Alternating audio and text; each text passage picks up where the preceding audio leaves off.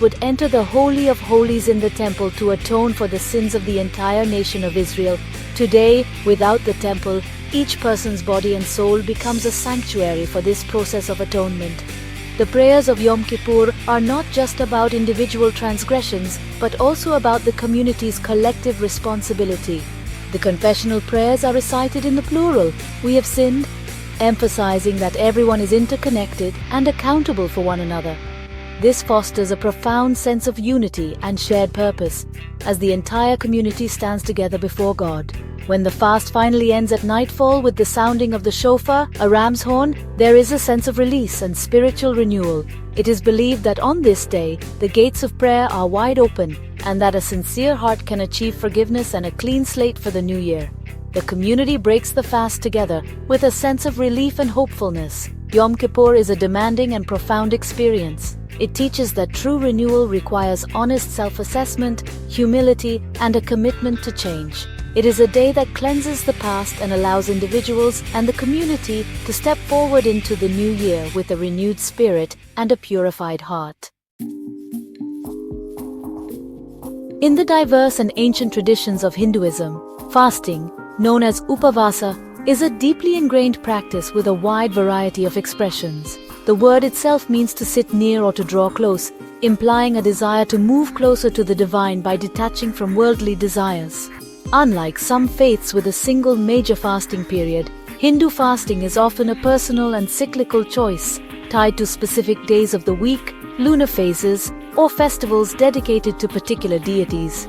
For example, some devotees may fast on Mondays for Lord Shiva, or on Tuesdays for Hanuman. The practice is seen as a way to purify the body and mind, control the senses, and show devotion. One of the most widely observed fasts is Ekadashi, which occurs on the 11th day of each of the 2 lunar fortnights in a month. On this day, devout Hindus may abstain from all grains and beans, and some may undertake a complete fast from all food and water. The belief behind Ekadashi is that fasting on this day helps to cleanse the body of toxins and the mind of negative thoughts, allowing for greater spiritual clarity and focus during meditation and prayer. It is not seen as a penance, but rather as a joyful discipline that brings health benefits and spiritual merit, helping one to balance the physical and metaphysical aspects of their being. In Buddhism, the approach to fasting is guided by the principle of the middle way, which cautions against extremes of both indulgence and severe asceticism. For the monastic community of monks and nuns, fasting is a part of their daily discipline. They follow a rule, established by the Buddha himself, to not eat any solid food after midday until the following morning. This practice is not intended as a harsh penance, but as a way to promote mindfulness, reduce worldly attachments, and keep the body light and the mind clear for meditation. It is a tool to cultivate discipline and to free up time and energy for spiritual pursuits, rather than for preparing and consuming food. For lay Buddhists, fasting is often practiced on special observance days known as Uposatha days, which are tied to the phases of the moon. On these days, a lay follower might choose to observe the 8 precepts, which includes the rule of not eating after noon, similar to the monks. This temporary adoption of a more ascetic lifestyle is a way to deepen their practice and connect more closely with the teachings of the Buddha. In both Hinduism and Buddhism, fasting is not an end in itself. It is a skillful means, a practical tool used to quiet the clamor of the physical body in order to listen more closely to the subtle whispers of the spirit, guiding one on the path to purity, wisdom, and enlightenment.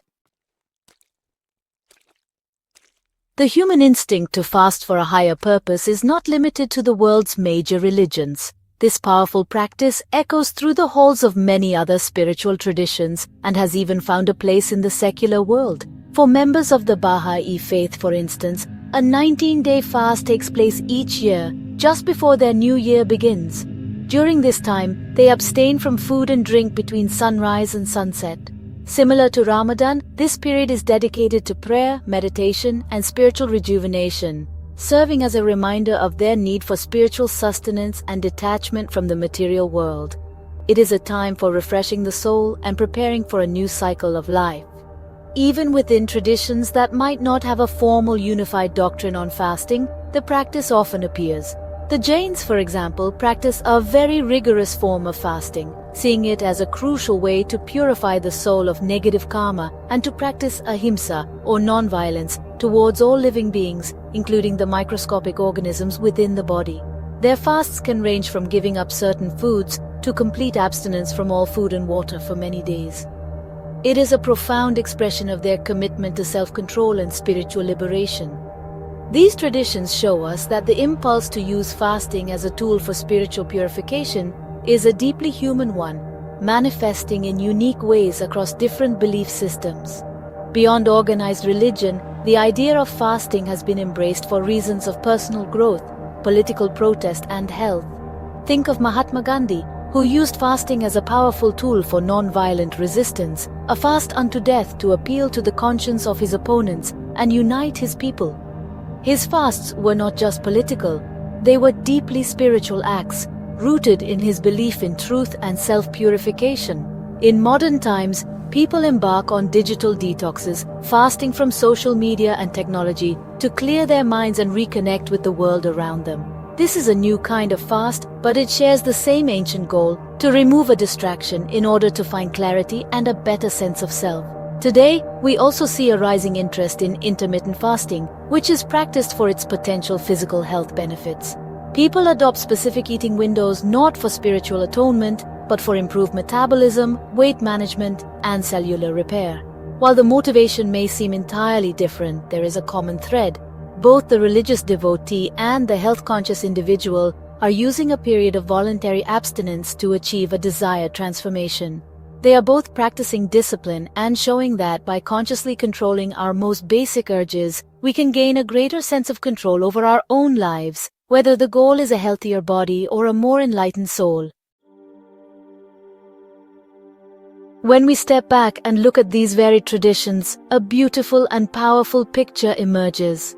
Fasting, in all its forms, is a universal language of the human spirit. It is a silent conversation we have with ourselves, our communities, and the mystery of existence.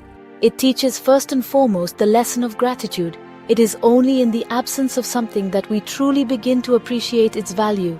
A simple glass of water or a piece of bread becomes a profound blessing after a day of abstinence. This heightened appreciation can ripple out, fostering a deeper gratitude for all the gifts in our lives that we so often take for granted. Fasting also serves as a powerful mirror, showing us just how much of our lives are governed by habit and desire. When we intentionally say no to a physical urge, we are exercising a muscle of self-control and mindfulness. We become more aware of our impulses and learn that we do not have to be controlled by them. This discipline strengthens the will and clarifies the mind. The hunger or thirst becomes a bell of mindfulness, constantly calling our attention back to our purpose, whether that is prayer, reflection, or simply being present. It is in this quiet space of self-restraint that we can discover a strength and a freedom we never knew we possessed. Beyond the individual, fasting is a profound act of connection.